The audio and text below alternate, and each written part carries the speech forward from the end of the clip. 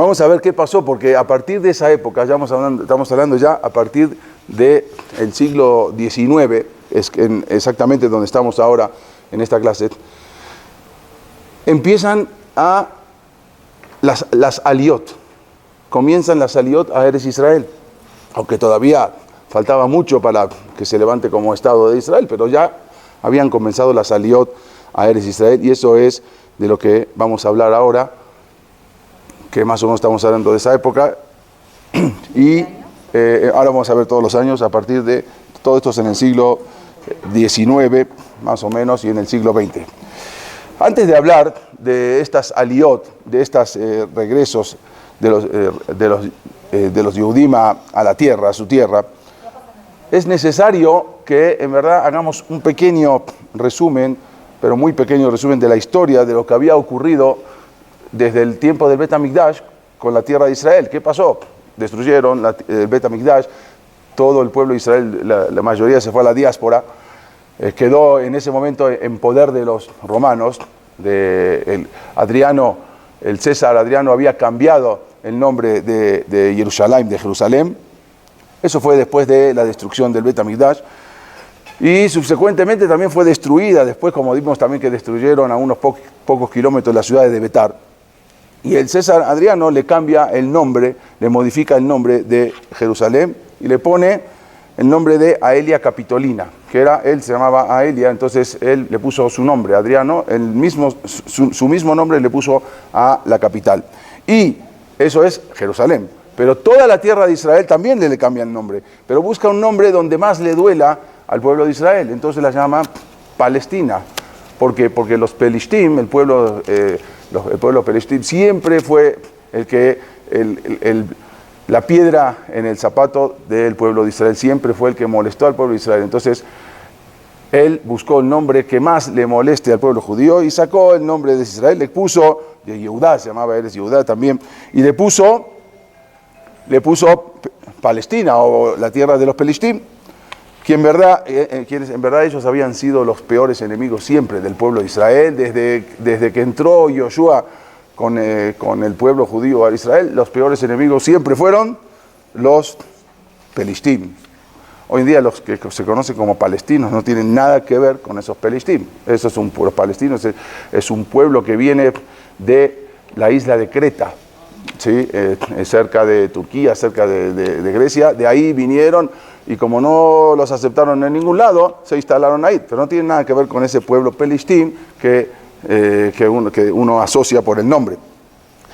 Desde entonces, desde que llega, después de la destrucción del Bet HaMikdash, estamos hablando del segundo Bet HaMikdash, en ese momento los Yehudim tienen prohibido el ingreso a Jerusalén. Ningún Yehudí puede entrar. Una orden del César Adriano, no podían pisar Jerusalén, no podían entrar a Jerusalén. No inmediatamente cuando se destruye el Bet HaMikdash, sino después cuando impone el decreto el César Adriano. Luego, Roma se transforma en el imperio bizantino, que es lo mismo. Roma cae en el año 476 de esta era y se transforma en un imperio llamado Imperio Bizantino, pero la base ya no es Roma, la base es Constantinopla, lo que hoy en día se conoce como Estambul. Esa es la base de los romanos. No sé si alguna vez fueron a Estambul, que está la iglesia de Santa Sofía, que se conoce. Esa iglesia era del Imperio Bizantino, que lo habían puesto. Esa era la capital, digamos, de cristiana. No era Roma ni el Vaticano, sino era Estambul, Constantinopla. Antes se llamaba. Los romanos, aunque se transformaron ahora en bizantinos, continuaron con todo lo que fue la política anterior. ¿Qué quiere decir que se transformaron en bizantinos? Siguen siendo romanos, nada más que ahora con una religión cristiana. O sea, es lo mismo romanos. Antes tenían cientos de dioses y creían en un montón de cosas, y ahora se transforman en una religión que ya son cristianos. Eso fue los bizantinos. Y continuó con la misma política de no dejar entrar a los judíos a Jerusalén. A Israel podían entrar, a lo que era Palestina, la tierra de los Pelishtim, como le puso Adriano, pero Israel no podían entrar a Jerusalén hasta que los musulmanes conquistaron Jerusalén en el año 638, después de Mohammed, después de Mahoma, llegan los musulmanes, llegan a Jerusalén y conquistan y se la quitan de la mano de los bizantinos. A partir de ahí los musulmanes sí dejan entrar a los judíos a Jerusalén, cuando llega con la conquista del califa Omar, por eso se llama también la mezquita de Omar, el califa Omar, que era el que prosiguió después de Mohammed, él fue el que siguió, entonces él dejó entrar a los Yehudim en el año 638, que cae de los cristianos y ya toman posesión los musulmanes. Una vez que los musulmanes... Todos decían que es de todos. Cada uno quería, los cristianos decían que ahí está enterrado Yeshua y los musulmanes también decían porque un invento de que supuestamente, aunque Jerusalén, la palabra Jerusalén no figura ni una sola vez en el Corán, pero ellos decían de que cuando se murió Mahoma, subió con un caballo con alas, y ese caballo salió de la Meca, de ahí de Arabia Saudita, voló hasta Jerusalén, exactamente donde está el Cote de la Maravilla, ahí subió directo, que ahí está la entrada, y de ahí subió, entonces por lo tanto, cuando vino todo esto, también les pertenece a ellos, todo por una cosa, por un sueño. Y después también ellos dicen que nosotros cambiamos la Torá, que en verdad está escrito que cuando vino Abraham vino y le dijo a Akadosh Baruj Hu, le ordenó a Abraham vino que lleve a su hijo Isaac. Dice que no, que en verdad la Torá decía que lleve a su hijo Ismael, nada más que los judíos tacharon, borraron y pusieron Isaac. Bueno, eso también alegaron. Y entonces todo eso hace que también le pertenezca, aunque no era, es más, en el Corán Jerusalén la trataban como una ciudad de Harem Miklat. O sea, esa ciudad de refugio cuando alguien mataba a alguien o los asesinos, era una ciudad de quinta a Jerusalén. Pero después de todo esto, también ellos quisieron Jerusalén, y ahí fue cuando todo el mundo quiere Jerusalén. Y por supuesto, los Yehudim, no hace falta explicar mucho. Ese tiempo, después la destruyeron, después vino un terremoto, la destruyeron, después la volvieron a construir. Pero la mezquita de Omar es de ese tiempo, aunque tuvo diferentes reconstrucciones.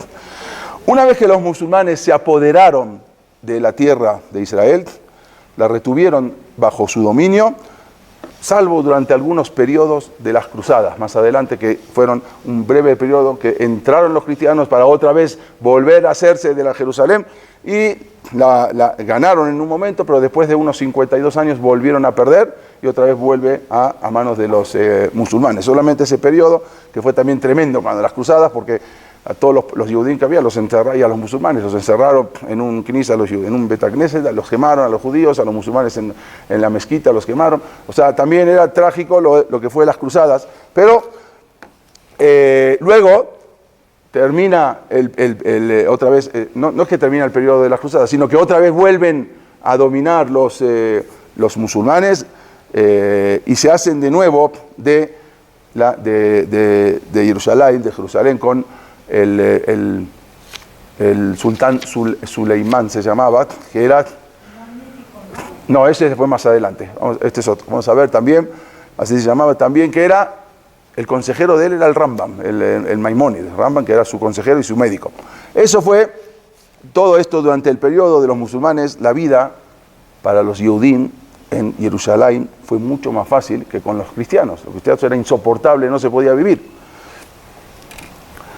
En 1210, cuando desaparecen los cruzados, o sea, ya hubo 9 cruzadas, ya lo habíamos visto, pero ya prácticamente ya cada vez era menos fuerza que tenían. Entonces, cientos de jajamim, cientos de grandes rabbanim, conocidos como los Baalei Tosafot, mejor dicho, 300 de los Baalei Tosafot, que también eran muy perseguidos en las cruzadas, también fueron muy dañados en toda Alemania. Ellos toman una determinación y se asientan en Eretz Israel. Fueron prácticamente los después, estamos hablando ahora cómo se fue asentando Eretz Israel. Eso fue en 1210 que tomaron la determinación de irse a vivir ¿a dónde? A Jerusalén. Ya no había prácticamente Israel, no había vida en Israel. La vida era en Babel, en Babilonia, en Irak y en otros lugares, también en todo el Imperio Romano, pero en España también. Pero en Israel había prácticamente poco y nada. En 1263 había un gran rab que también se tuvo que escapar de España, porque después de un debate que él ganó, el mismo rey, Jaime I le decían Jaime el Conquistador, le dijo al Ramban, al Nachmanides, vete porque te van a matar. Aunque tú ganaste el debate, pero los cristianos no se van a quedar y están con la sangre en el ojo y te van a buscar y te van a matar. Y ahí fue cuando se tuvo que escapar. El Ramban, Maimónides, se tuvo que escapar de un día para otro dejando a toda su familia Nachmanides, sí, exactamente, el Ramban, Rabbi Moshe ben Nachman o Bar Nachman, se tuvo que escapar de un día para otro porque si no lo iban a matar. Ahí fue cuando llega a Aco, de mi Cataluña es de Barcelona, y ahí fue cuando la famosa le manda la Higuereta Ramban, la carta, la famosa Higuereta que le manda al hijo, cuando él, mi Aco de Cataluña, que dice de todo, o sea, cómo tenía que cuidarse, cómo tenía que dirigirse, cómo tiene que comportarse, toda la famosa Higuereta Ramban. Él llega en 1263 y va a Jerusalén. En Jerusalén no hay nada, Jerusalén no hay nada, solamente encuentra dos Yehudim, que eran los que tiñedores, tenedores, como se dice, los que tiñen ropa, los que la tela, ¿sí? Se dedicaban a teñir telas, eran dos judíos en todo Jerusalén, dos judíos. Tuvo que ir a buscar en Hebrón. Sí, pero se fueron de Jerusalén, porque no había nada, se fueron a vivir a Sfat, a otros lugares. En Sfat no quedó nada, en Jerusalén no quedó nada. Entonces tuvo que ir a buscar a Hebrón un Sefer Torah. En Hebrón sí había vida judía. Tuvo que ir a buscar un Sefer Torah y buscar gente para poder completar Minyan. Eso fue el Ramban, que vivió 7 años, de 1263 a 1270. En 1270 falleció.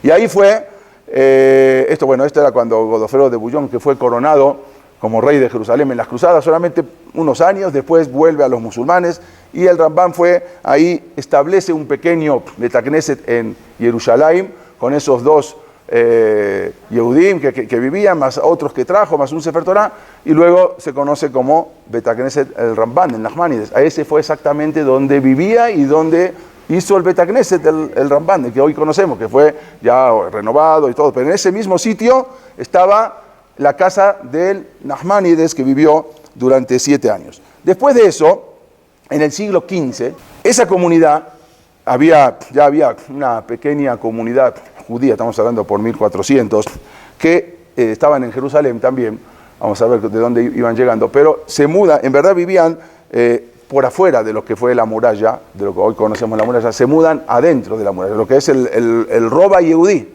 se mudan ahí, y ahí establecen, como dijimos, ya después le ponen más formal, el Betacneset del Rambam, lo construyen, que es el lugar que sigue existiendo hasta la actualidad. Cuando el Ramban Nachmanides había llegado a Jerusalén, no había nada, dijimos, pero en Hebrón sí había una pequeña comunidad judía, pero no los dejaban entrar a Meharat HaMachpelah. Tenían prohibido, los árabes les prohibieron a los judíos poder rezar a Meharat HaMachpelah, sabiendo que estaba Abraham, Isaac y Jacob, pero ellos no lo dejaron entrar donde estaban enterrados los patriarcas y las matriarcas. De hecho, esa prohibición de entrar a Meharat HaMachpelah continuó hasta el siglo XX. O sea, no es nosotros ahora que tenemos el sejud de ir a Meharat HaMachpelah a rezar donde están enterrados los abot, pero hasta el siglo XX nunca se le permitió a los Yehudim entrar y visitar Meharat HaMachpelah. El imperio turco-otomano fue el que conservó la soberanía de Eretz Israel durante más tiempo, 400 años.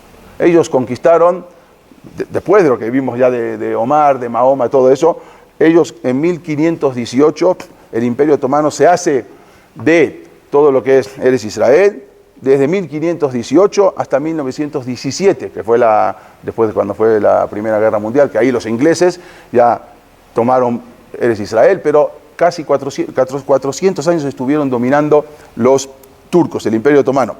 Sin embargo, durante todo este tiempo, siempre los musulmanes generalmente trataron a Eretz Israel como una provincia retrasada, no como algo importante. La tenían ahí, una provincia relegada, una provincia retrasada, no les interesaba mucho. Nunca hubo un intento de convertir a Jerusalén, que era una ciudad arrasada, en una capital importante. Nunca le dieron importancia, la tenían así como algo más. No es que como Constantinopla, como Estambul, que así era muy importante, ¿no? Israel la tenían ahí dominado, pero algo de tercera, cuarta categoría. Mientras solo había unas dinastías musulmanas que intentaron mejorar un poco la infraestructura de Jerusalén, de Israel. Por ejemplo, en el siglo VII se llamaba la dinastía de los Umayyad, o por ejemplo los mamelucos también, o por ejemplo, como dijeron antes, el sultán otomano Suleimán, le decían Suleimán el Magnífico, fue algo que cambió toda la estructura del Imperio Otomano, fue algo impresionante. Ese sultán se llamaba, esto es Meharat HaMachpelah, en esos tiempos que no dejaban entrar a los Yehudim. Ahí fue con el sultán otomano Suleimán el Magnífico, que ahí él reconstruyó un poco la ciudad, todo lo que conocen como la muralla de Jerusalén, todo eso lo construyó mandó a construir él, Suleimán el Magnífico, que era el sultán de Turquía. Todo esto que conocemos como la muralla que rodea todo Jerusalén, él fue el que mandó a construir. A reconstruir, sí, era una muralla también muy destruida en diferentes tiempos, pero él mandó hasta hoy en día lo que se conoce. De la misma forma, muy pocas construcciones se hicieron en la tierra de Israel. O sea, solamente la muralla, hay algunas cosas, pero seguía siendo algo de segunda categoría, de tercera categoría, y no tenía muchos pobladores Jerusalén. La única ciudad importante que se construyó para los árabes en Israel fue una ciudad que se llamaba Rambla. Esa era el centro administrativo otomano de esa parte de Jerusalén. Rambla, lo que se conoce hoy en día como Rambla, eso era el lugar donde construyeron un poquito más los árabes, pero todo lo demás no les interesaba mucho. Esto es Rambla, en una foto anterior. No, Rambla hoy en día pertenece a... Sí, no Ramala. Hay Ramala y hay Rambla. Sí, ahí es donde un poco empezaron a hacer. Luego de la expulsión de los Yehudim de España, en 1492, que varias veces hablamos de eso, muchos comenzaron a emigrar. Ya vimos que muchos a Portugal, muchos a Marruecos, muchos al Imperio Otomano. Pero el Imperio Otomano pertenecía a Israel, él es Israel, era el Imperio Otomano. Siria, Líbano, todo eso era el Imperio Otomano. Egipto, Túnez, todo eso pertenecía al Imperio Otomano. Entonces empezaron grandes cantidades también en el siglo XVI, que es todo el correr de los años 1500, después de la expulsión, grandes cantidades de Yehudim emigraron a Israel, pero Jerusalén seguía destruida y no había nada. Entonces muchos se fueron y se instalaron en el norte, en Sfat, en Tiberia. Habíamos visto también con doña Gracia Méndez, que ella fue la que también impulsó, y don Yosef Nasí, que estaban juntos con el sultán, ellos impulsaron. Entonces Sfat se convirtió en la comunidad más grande de Eretz Israel, y se convirtió en el centro de la Kabbalah. Por eso sabemos, Rabbi Yitzhak Luria, Larisa, estaba también el Shulchan Aruch, Rabbi Yosef Karo, Rav Moshe Cordovero, el Alchij, muchos jajamín que se instalaron ahí. Más adelante, todo esto estamos hablando cómo empezó la población cómo empezaron a volver, aunque no era Eretz Israel, pero cómo empezaron a volver a la tierra. A mediados del siglo XVIII, estamos hablando por 1750, 1760, un alumno del Baal Shem Tov, se llamaba Gershom Kitover, él comenzó la primera comunidad hasídica judía en Eretz Israel. O sea, el Baal Shem Tov fue el que creó la comunidad hasídica, y él, con la verajá de sus rabbanim, se fue con algunas personas y se instalaron en Israel los primeros hasidim. En Israel en la vida se había visto un hasid con Streimer, eso no se conocía, más con el calor que hace. Esa comunidad fue parte de lo que hoy se conoce como el antiguo asentamiento o Ir Atikah. Ahí se instalaron, en ese lugar se empezaron a instalar los primeros Ashkenazim. Porque no había Ashkenazim en Israel, eran los primeros Ashkenazim. Hasta ahora, los pocos que había siempre fueron Sefaradim. También, entre 1808 y 1812, hubo tres grandes grupos de alumnos del Gaón de Vilna, que también, con la verajá del Gaón de Vilna, se fueron.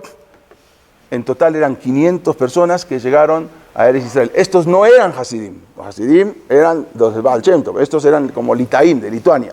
Y ellos también se instalan en Eretz Israel. En un principio se habían instalado en Sfat, en el norte, en el Galil, pero después de muchos problemas, muchos desastres, también hubo un devastador terremoto en Sfat que destruyó todo. Varios terremotos hubo en Sfat, es una ciudad como México, tiembla mucho. Y hubo varios terremotos en Sfat, hubo un terremoto que destruyó prácticamente toda la ciudad. Entonces, después de ese terremoto se fueron a Jerusalén esos alumnos, esos grupos de alumnos del Gaón de Vilna, y ellos son los que fundaron y se instalan en lo que hoy se conoce como Mea Shearim, entre los Hasidim. Y ellos se instalan en Mea Shearim y empiezan, pues Mea Shearim está igual que hace 500 años, no se tocó absolutamente nada. Nada más se le puso electricidad, un poco de agua, pero todo lo demás está igual. Y ahí organizaron en Mea Shearim, Kolelim, empezaron a estudiar, Yeshivot, donde los hombres casados recibían una asignación mensual para poder estudiar Torah. En más o menos 1808, a partir de ahí. La llegada de estos alumnos del Gaón de Vilna revivió lo que fue la presencia de los judería ashkenazí, o sea, porque siempre fueron los sefaradim los que siempre estaban, y ahora con el Baal Shem Tov y con él empiezan a llegar, con los alumnos del Baal Shem Tov y los alumnos de Gaón de Vilna empiezan a llegar a Jerusalén.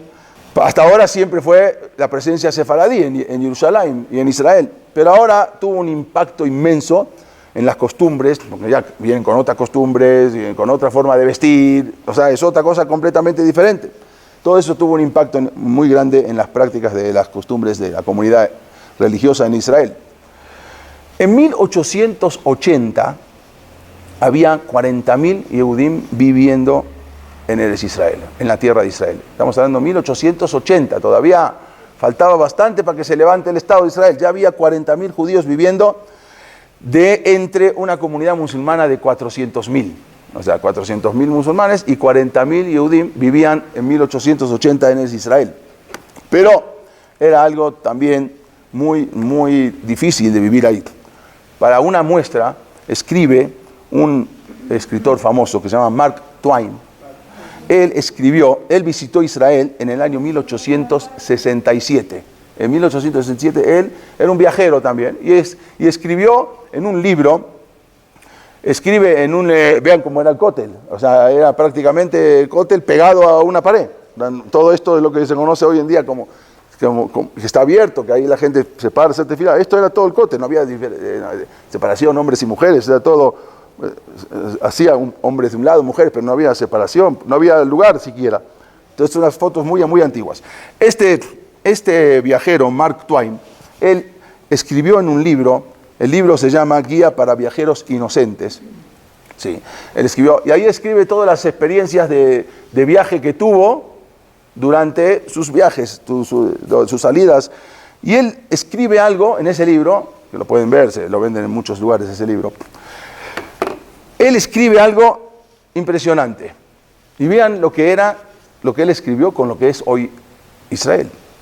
Él escribe así: viajamos unas millas de campo desolado, cuyo suelo es lo suficientemente rico, pero solo tiene hierbas, una expansión silenciosa y doliente, no hay nada.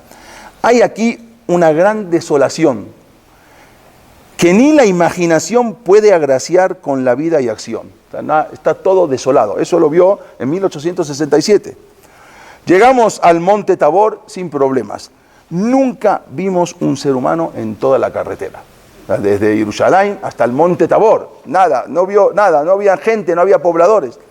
Sí, en el norte. Nos apresuramos hacia el objetivo de nuestro viaje, la renombrada Jerusalén. Él quería entrar a Jerusalén. Cuando más viajamos, más fuerte se ponía el sol y más rocoso, repulsivo y temerario se volvía el paisaje. Así escribe Mark Twain. Apenas había algún árbol o arbusto allí. Apenas había un árbol. No había nada, ni árboles, ni arbustos, una tierra totalmente desolada. Así ha dicho Akadosh Baruj Hu todo el tiempo que no estén los Yehudim en Eretz Israel, no hay nada. Cuando llegan los Yehudim florece todo. Por más que quieran florecer y plantar, no crece nada. Si no está en Israel, no crece nada. No existe dice, sigue escribiendo, no existe un paisaje más aburrido para el ojo que el presente cuando uno se acerca a Jerusalén. No existe algo más aburrido para el ojo de la persona que cuando uno va a Jerusalén. Yo quiero que hoy en día es totalmente diferente, ¿no? Pero eso es lo que escribió Mark Twain. Jerusalén es doliente, lúgubre e inerte. O sea, una ciudad fantasmal. Y escribe, yo no desearía vivir allí. Así escribe Mark Twain. En una tierra, dice, es una tierra, miren lo que escribía en 1867. Es una tierra sin esperanza, lúgubre y entristecida. Palestina se sienta con harapos y cenizas. Así escribe Mark Twain. Vean lo que es hoy en día Eretz Israel. No creo que cualquier país se pueda asemejar a toda la modernidad que tiene Eretz Israel. Bueno, pero a todo esto, los primeros sionistas políticos, cuya mayoría eran secular, pero había también un sionismo religioso, no se crean que todo el sionismo era secular, también había un sionismo religioso. Pero los seculares, los que no eran religiosos, aunque la mayoría de ellos habían nacido en hogares ortodoxos, o sea, todos los sionistas, los que ahora querían repoblar y llegar a Israel, la mayoría habían nacido en hogares que eran ortodoxos, pero habían abandonado la observancia. Estos eran un grupo de sionistas religiosos, se llamaban Ohavei Sion o Jivat Sion, los amor por Sion. En verdad, estos primeros sionistas, que ellos habían abandonado la observancia, en verdad no es que sentían un anhelo especial por Eretz Israel, no es que estaban así, sino que basado en todo lo que era la tradición, que yo quiero volver a Israel porque tenemos ahí la tradición religiosa, por toda la historia de Am Israel, sino porque ellos creían que la tierra de Israel era el único lugar en el mundo en que los judíos podían crear una identidad nacional. O sea, no tanto por eso, sino porque era el lugar, ahí podemos recuperar el orgullo, la productividad, el optimismo, y ahí podemos escaparnos de la Rusia zarista antisemita, que era lo que más era, ya vimos todo lo que había pasado con los zares de Rusia. Una de las organizaciones principales involucradas en el sionismo político fue llamada Jivat Sion o Ohavei Sion, como lo vemos acá, el amor de Sion, que fue fundada en 1870. Sus miembros, como dijimos, eran llamados amantes de Sion. Había muchos jajamim, había gente también no tan ortodoxa. Vamos a ver, este hombre que está acá se llamaba Yehuda León Pinsker. Y ahora vamos a hablar un poco de él, que también fue uno de los fundadores de todo este proyecto. Este importante personalidad se llamaba Yehuda León Pinsker. Él había nacido en 1821. Pinsker en verdad era un doctor polaco. Él comenzó como también era uno de los masquilim. Masquilim, acuérdense, eran de la escala, gente reformista, gente que tenían otra visión y querían cambiar todo. Y era un grupo que buscaba que los judíos en verdad abandonen el judaísmo y que se fusionaran a la cultura, en este caso rusa, porque él vivía en Rusia, entonces que adoptaran la cultura rusa, con la esperanza de que si los judíos eran aceptados socialmente, entonces el antisemitismo ruso iba a desaparecer. Como siempre ya lo vimos en varias clases, esa era la esperanza que tenían, el lema que tenían los masquilim. Cuanto más te parezcas y más te asimiles, entonces ya va a desaparecer ese antisemitismo, pero en todos los casos siempre vimos que fue al revés. Él publicó, León Pinsker, él publicó sus ideas en un panfleto llamado Autoemancipación. Eso sirvió también de inspiración a Teodoro Herzl.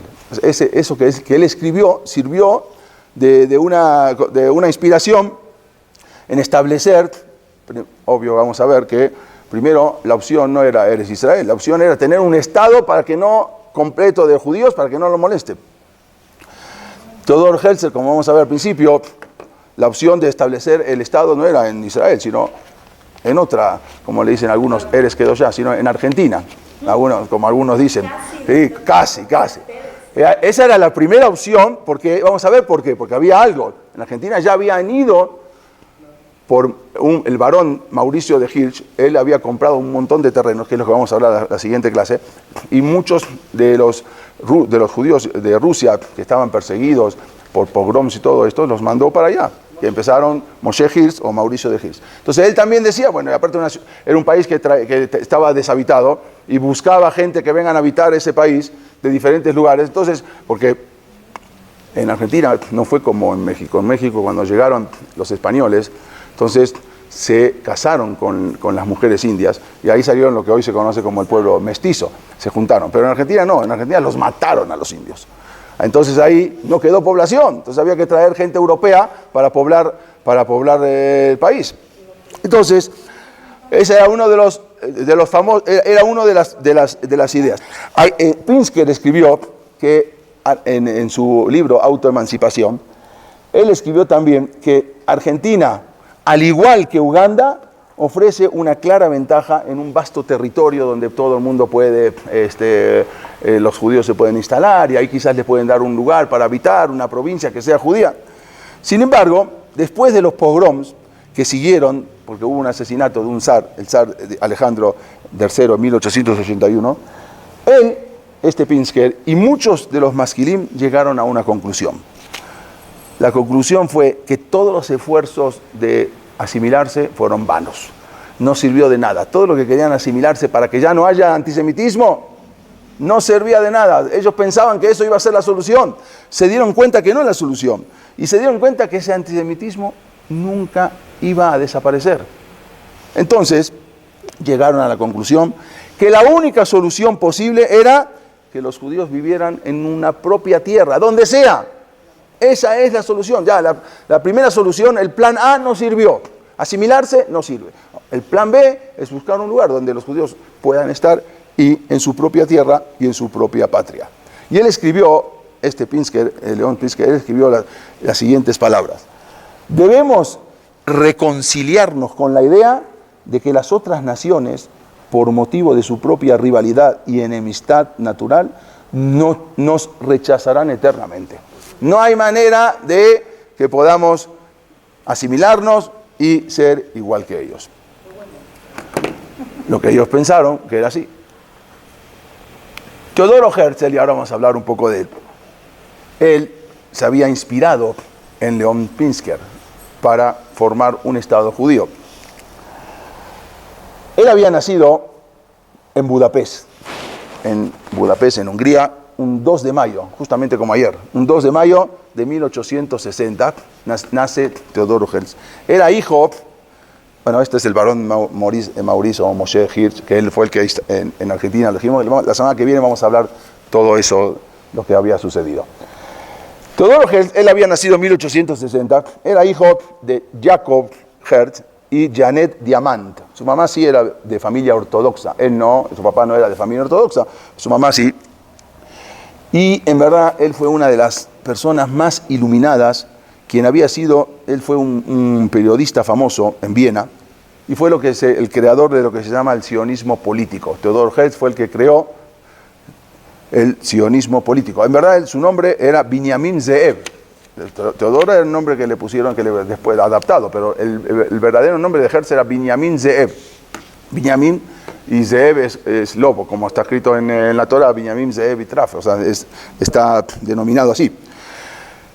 En verdad, en una ocasión, y vamos a decir cosas que quizás van a molestar un poco, pero todo eso lo pueden ver, y porque son cosas que a veces uno no lo sabe, quizás nunca lo supimos, aunque él se considera el fundador de lo que es Eretz Israel, la patria desde el Estado de Israel, aunque murió mucho antes. En una ocasión tenía él un amigo, esta es la familia de Teodoro Herzl con sus padres Jacob Herzl y Janet Diamant. Ella sí venía de una familia ortodoxa, el papá no. El papá era de los masquilim, también de los asimilados, de los ascalá, de los reformistas.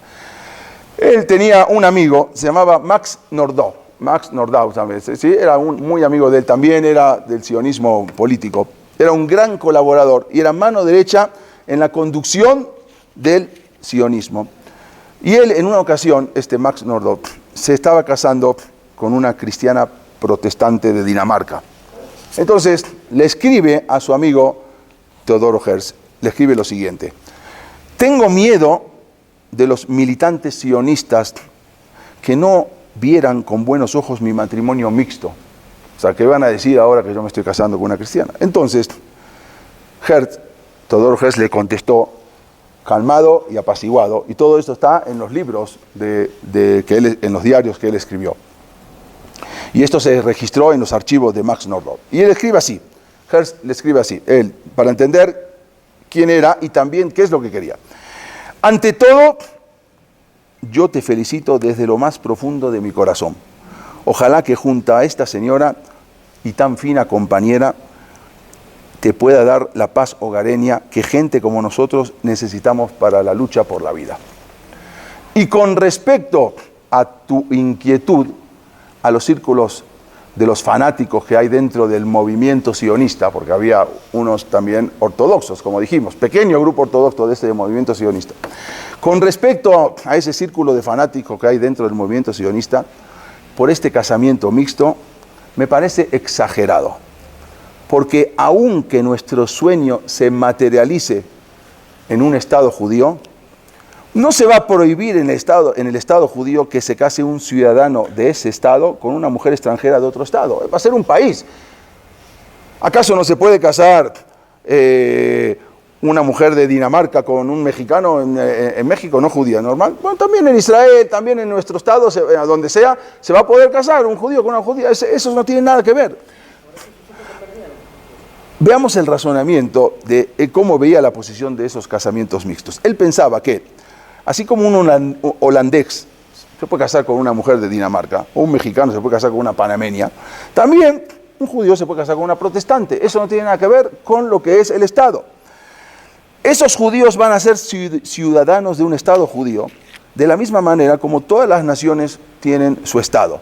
Y él continuó diciendo, si hay locos y fanáticos dentro de nuestro movimiento que te cuestionan, no es para tomarlo demasiado en serio. Como escribió un importante historiador, se llama Paul Johnson, se los recomiendo si quieren leer un buen libro de historia, no es judío, pero es lo más parecido a toda la historia judía, un libro de Paul Johnson impresionante, y él escribe, se llama La historia de los judíos, está en español, está en inglés, está en todos los idiomas. Él escribe que intentaba compensar su apariencia de judío con esa larga barba, haciendo chistes a veces increíbles, él mismo haciendo chistes antisemitas. Y él bromeaba y decía, algunos judíos se abstenían de tener hijos porque no deseaban transmitir el problema. O sea, el problema judío, para no heredarlo, muchos se abstenían. El propio Teodoro Herz se considera a sí mismo como bautizado. Él mismo escribió, yo jamás me convertiría, pero apoyo la conversión. En mi caso, el asunto está resuelto. Yo ya soy grande, pero me molesta mucho cuando pienso en mis hijos, y más en mi hijo Hans, era su único hijo varón.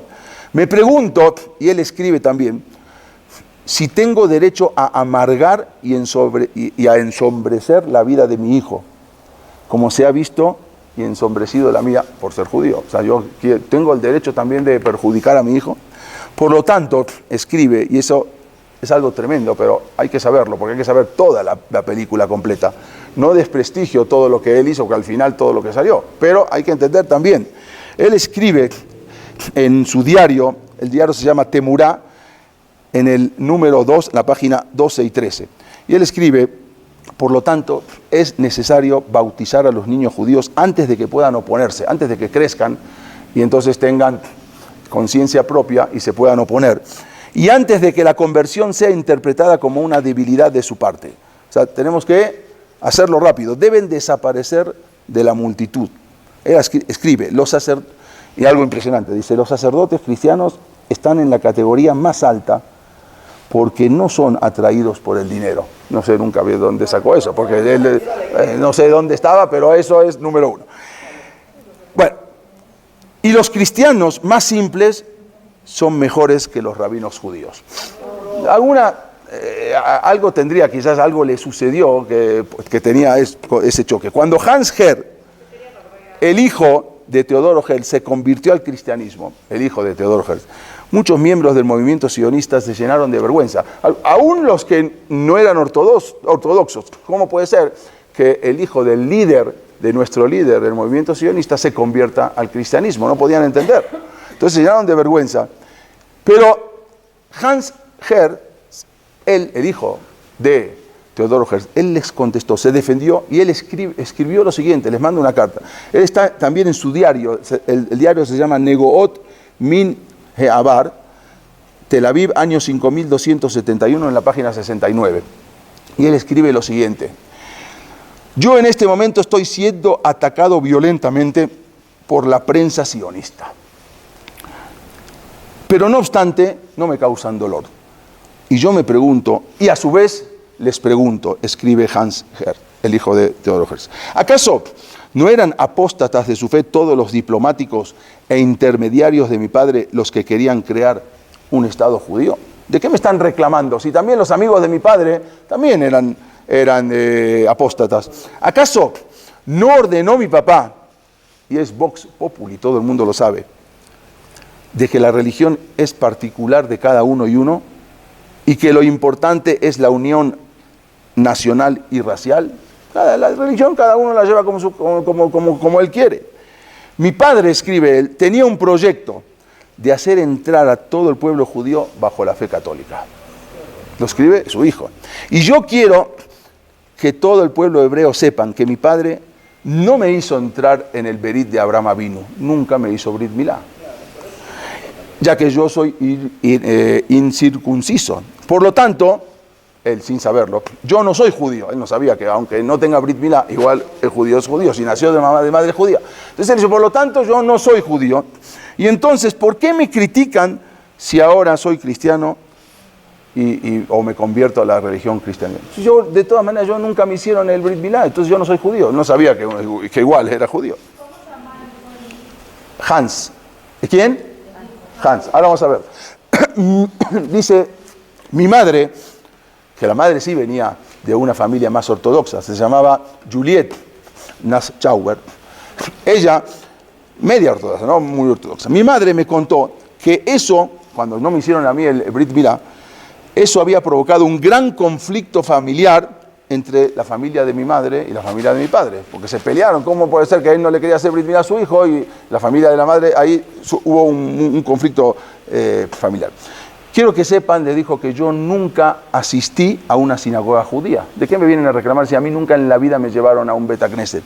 Aun cuando mi padre se convirtió en el líder del pueblo judío, se negó a ingresarme en el pacto y en la fe judía. Y ustedes también saben perfectamente bien que mi padre encendía todos los años el árbol de Navidad. Entonces, ¿qué me van a reclamar? Y no dejó de hacerlo hasta el último día de su vida. Y él le ordenó a mis maestras y profesores que me enseñen y recen conmigo en la mañana y en la noche el Padre Nuestro y las oraciones cristianas. O sea, él fue lo que me enseñó. A mí nunca me enseñaron Torah, nunca me enseñaron nada. Lo único que me enseñaron fue a rezar las oraciones cristianas. Entonces, ¿por qué ahora me atacan a mí injustamente? Así escribió en su libro, lo pueden ver en el libro que escribe su hijo. Antes del caso de Dreyfus, Teodoro Herz, él había escrito una carta tremenda, una carta que se la manda al Papa Pío X, donde él le escribe lo siguiente. Estas fotos que vemos son también de Herz, ¿sí? Teodoro Herz con sus hijos, Hans, Trude, Gertrudis, o le decían Trude, o Margaret también, y Paulina. Este es Hans, su hijo, esta es su hija más grande, Paulina, y esta es la Trude. Vamos a ver qué pasó también con ellos. Después del caso Dreyfus, antes del caso Dreyfus, él había escrito una carta al Papa, era en ese momento Pío X, una carta que se puede constatar también. Incluso lo escribió en su diario particular el día 24 de diciembre de 1896, en el volumen 2, Journal A, página 14. Él le escribió lo siguiente a este Papa Pío X. Sálvanos de las manos de los antisemitas y yo te prometo despertar un movimiento de conversión honorable y voluntaria.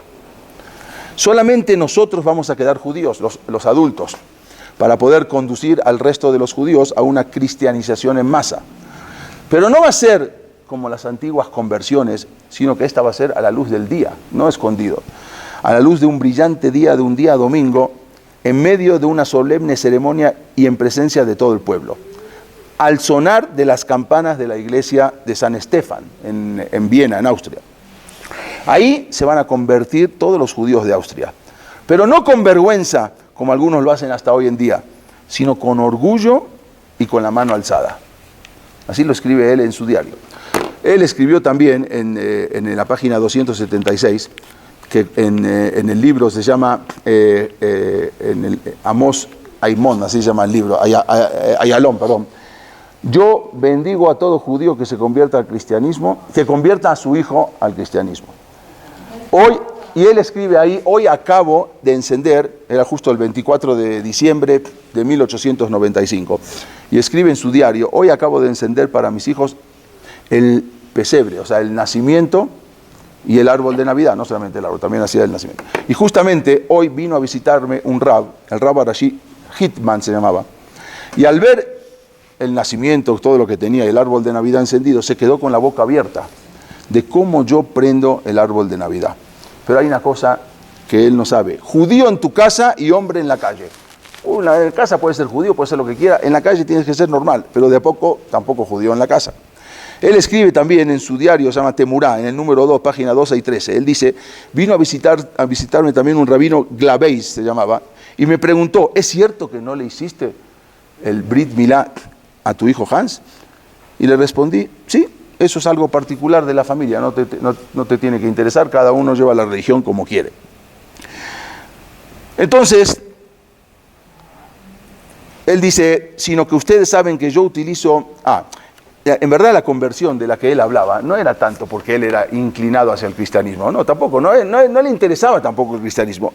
Él escribió, dice...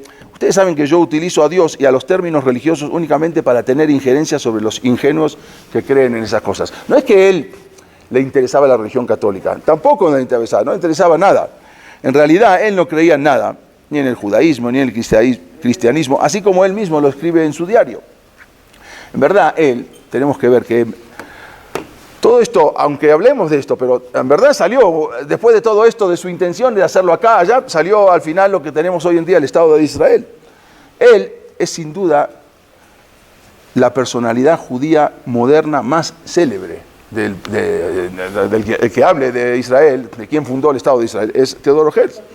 Considerado como un rey de los judíos, entonces, ¿cómo es posible que los hijos no hayan tenido un rol preponderante en el movimiento sionista? O sea, los hijos no siguieron en el movimiento sionista. Él sí, pero los hijos no tenían nada que ver. Este es Herzl cuando era pequeño, su mamá con sus hijos, él y su hermana, que después murió, y es Herzl. Esta es también su madre, Janet, su esposa, Juliet, y Teodoro Herzl, de joven.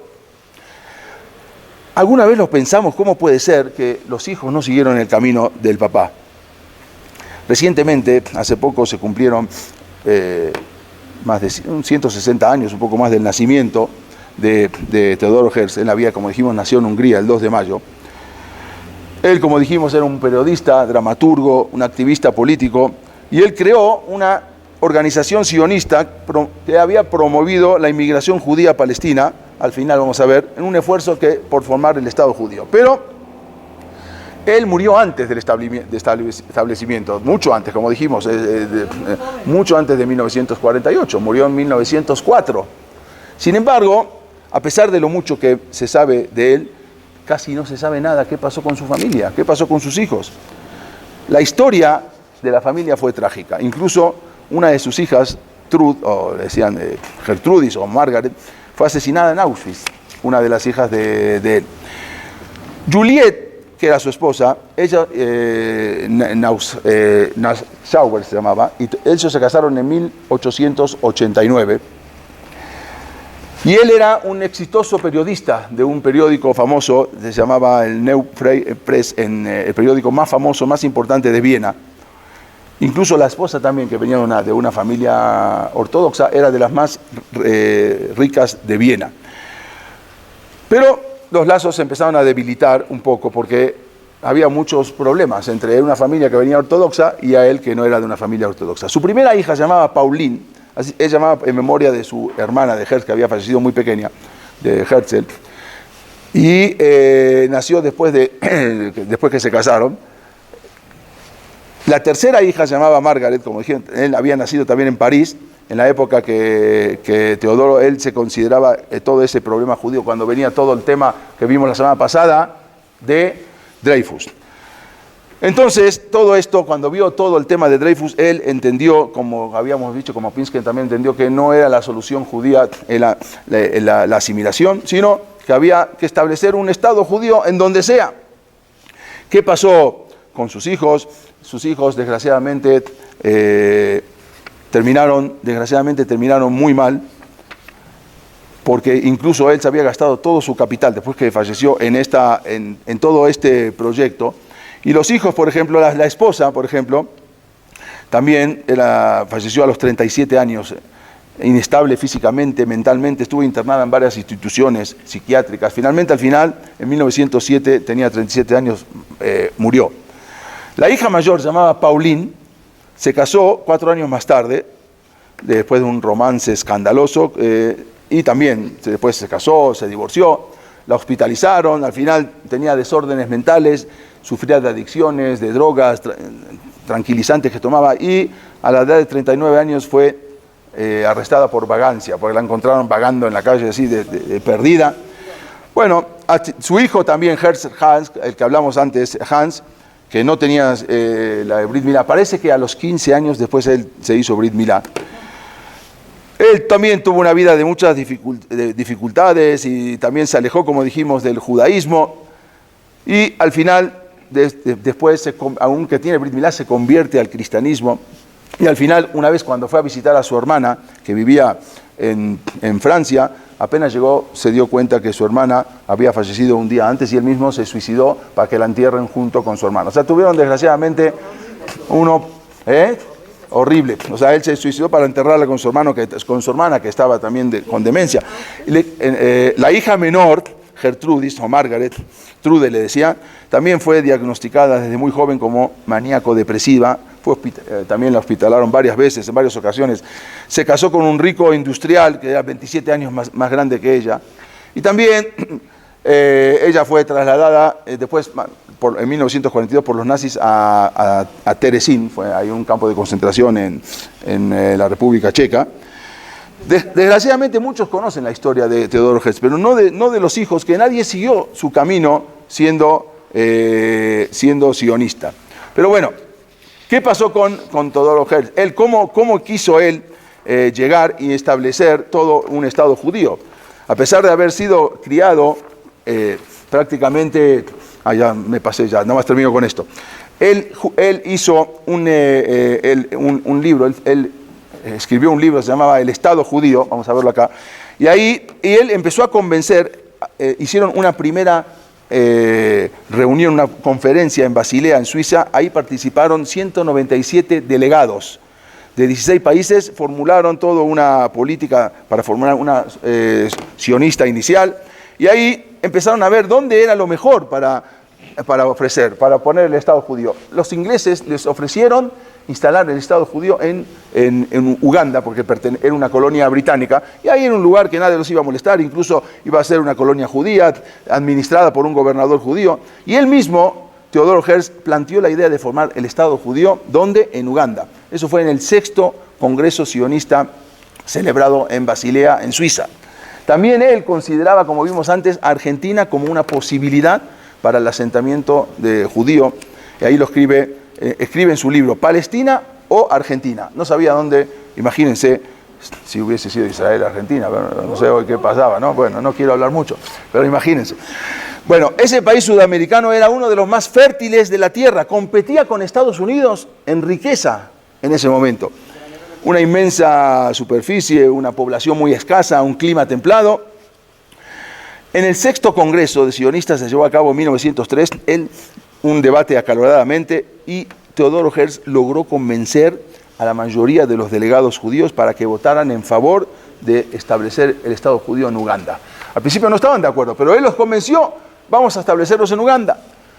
Y él escribe lo siguiente: si tuviera que resumir el Congreso de Basilea en una palabra, se debería evitar pronunciar en público, sería lo siguiente: en Basilea fundé el Estado judío. Quiere decir, él dijo que, y miren, como que, se puede decir como que casi tuvo Ruach HaKodesh. Él dice así: quizás dentro de 5 años, en 1903, pero con seguridad dentro de 50 años todos lo sabrán.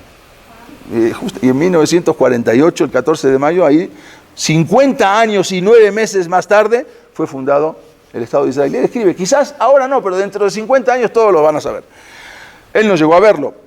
Él murió a los 44 años, el 3 de julio de 1904, después de una fuerte controversia, porque él quería formar el Estado y había convencido para que en el séptimo Congreso Sionista ya todos voten por Uganda. Pero cuando él muere, entonces en 1905 se celebra el séptimo y el último Congreso Sionista después de que él había fallecido, y al final todos los delegados se arrepintieron y votaron en contra de Uganda y en favor de establecer el Estado judío en Eretz Israel.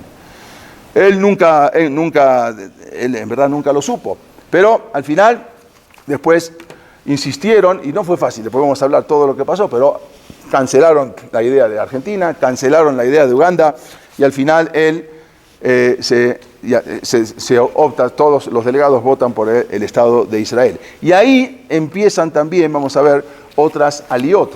Ya vimos una aliot muy antiguas, pero ahora empieza lo que se llaman las 3 aliot a Eretz Israel. A partir de ahí comienzan, aunque todavía no había nada en Eretz Israel, y ahí comienzan, después vamos a hablar, lo que se llama las 3 aliot a Eretz Israel, que empezó con el Rab Kook, muchos conocen Rabbi Yitzhak Kook, que una fue en 1882, otra fue en 1904, y la tercera, que ya fue después, en 1919 a 1923. Fueron las 3 aliot a Eretz Israel cuando se empieza a poblar toda la tierra de Israel. Él había nacido el 2 de mayo de 1860 y falleció el 3 de julio de 1904, aunque no era en verdad, como dijimos, ortodoxo, al revés, una persona que detestaba a los ortodoxos y desgraciadamente tenía otras ideas, pero quizás sin quererlo, porque él quería formar un Estado judío donde sea, pero se dio cuenta que la asimilación, se dio cuenta que la escala no llegaba a ningún lado, no era la solución al antisemitismo. Entonces buscaron un lugar, ese era un lugar, estar en un Estado judío, ya sea donde sea, pero tener un Estado judío que al final puedan ellos instalarse. Aunque alguien dice, y en esta carta que ven acá, nada más se la traduzco y con esto terminamos, escriben que en verdad él se arrepintió al último. Dice: Naim li leodía, yo quiero que Herzl, el doctor Herzl, y Gidli me dijo a mí, Lifnei Yamim Ahadim, antes de que él fallezca, que kebar shab midato, él se arrepintió de lo que quería, de leashiv et ajenu bet Israel de Argentina, de instalarlos en Argentina. Venenu moseata, y yo no encuentro ahora coleres mesugeran en Shumat, lanu que arsenu, a Kedoshá, con nuestra tierra Kedoshá. Y entonces, como que alguien escribe que él se lo dijo uno de los delegados, que en verdad él al final se arrepintió de lo que quiso hacer en otros lados y al final formar el Estado judío en Eretz Israel. Vamos a ver que después los trasladaron a él y después a sus hijos en el Monte Herzl, por eso se llama Monte Herzl, ahí está enterrado, después lo llevaron.